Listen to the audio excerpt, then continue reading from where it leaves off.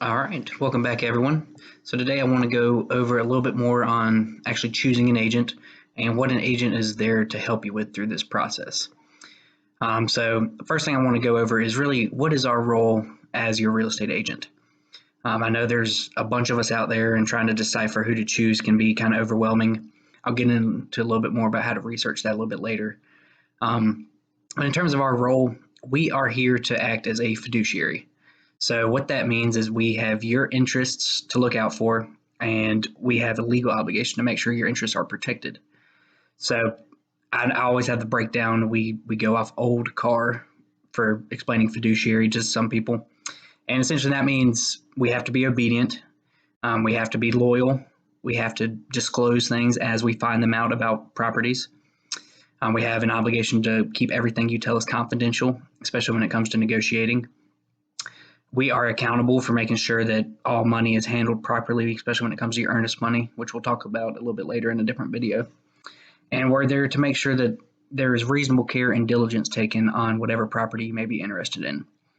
By diligence, I mean that we are researching it to the fullest extent that we know how, and that we are recommending the proper inspections, and that you get the inspections done that you think will benefit you the most, depending on the home. So again, inspections will be a part of another video, but I'm really just wanting you to understand that our job as your agent is to make sure you're protected through this process. And you have complete choice as to who you want to choose for an agent. Any agent will have to get some paperwork signed from you at some point. Some do it sooner rather than later. Legally, we're really supposed to do it at the first given opportunity. All that paperwork consists of is pretty much saying that we explain the types of agency. So for that, you've got single agency, which would be pretty much what I explained of you being a sole client and we represent you only. You can also get into a situation called dual agency, which would be where we actually represent you and the seller of a home that you may be interested in. You have complete choice as to whether or not you want to have your agent act as a dual agent for you, and you do lose out on some of the things that typical fiduciary responsibility gives you. For example, when you enter in a dual agency, we really become more of a mediator versus an advisor for you. So we can't really give you a whole lot of advice as to what we think the home's worth at that point, considering we're representing both parties. But we can tell you if we think your offer may be accepted, for example.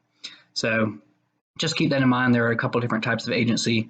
The other one is designated agency, which would be a situation where I'm representing you as a buyer, but someone in my brokerage or our brokerage, Max Real Estate, may actually have the listing themselves. So we're in the same company, but we're still representing each client individually. All right, so that's the type of paperwork you can expect whenever an agent is meeting up with you. Like I said, some of them do it the very first day that you meet. Others may do it when you go to place an offer. But legally, we're really supposed to have this done as soon as possible. So we are there to help you through this process, not only in understanding how the process works, but making sure you're getting a good home and paying a good price for it. So we have to do a lot of comparables, which is essentially a way of pricing the home and ensuring that you're paying a price that we think is fit for that home before ever moving forward with the offer. In this market, however, I will say that you're really being driven by whatever the sellers demand at this point. It is a seller's market, which means that there are just not many homes available for sale, and the buyers are kind of at the mercy of whatever the seller is asking for price-wise typically. It's not to say that's always going to be the case, but as of right now, most move-in ready homes under 250,000 tend to go within the first few days of getting listed onto the market. So just keep that in mind as you're looking. That's why it's really imperative to go ahead and be set up with the lender. So once you find that dream home with your agent, you're able to go ahead and make a move on it.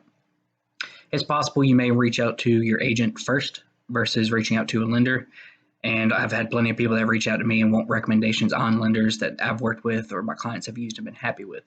So that's something I'm more than happy to share with you just to keep the process moving. But once you're pre-approved with that lender, that is when, of course, you'll have your agent who starts the home search process for you. Through this process, you do have a couple of roles to play yourself. I tell people this is your job, just like I've got a job to protect you. You have got to communicate with me effectively. You've got to make sure you're telling me all your concerns, anything that you may be hesitant about, voice it now so that I can hopefully address it and we can nip it in the bud instead of having something go on further than it needs to.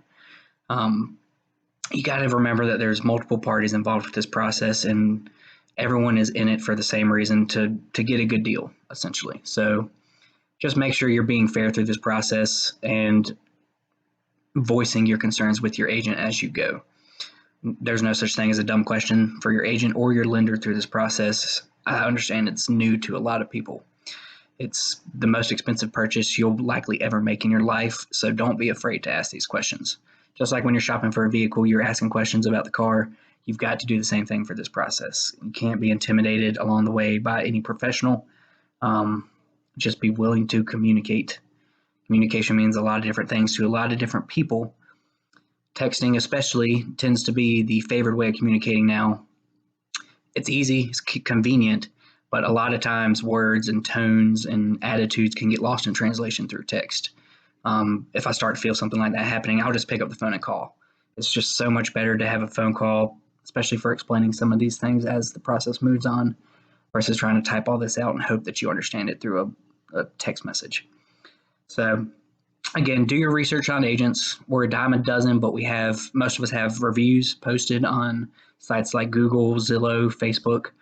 Make sure you're checking these out, reading the reviews, and call the agent. Call them and talk to them, and make sure you're comfortable with them as a person, and that you can voice your concerns to them and not feel like they're making you feel belittled, or that this isn't a real concern. They should understand this is a new process.